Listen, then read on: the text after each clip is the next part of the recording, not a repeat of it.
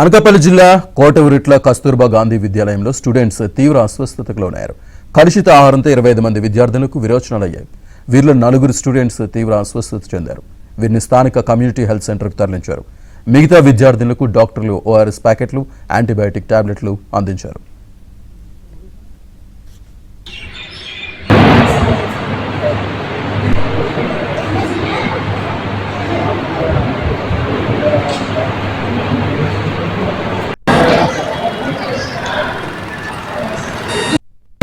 నా పేరు Harishri. I'm general physician working in CHC కోటరట్ల.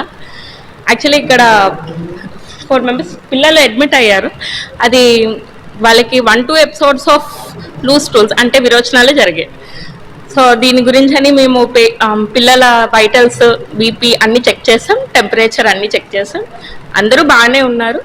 వాళ్ళకి కావాల్సిన ట్రీట్మెంట్ అయితే ప్రస్తుతానికి వెళ్తుంది. పిల్లలు ఇప్పుడు అందరూ బాగానే ఉన్నారు, స్టేబుల్గానే ఉన్నారు.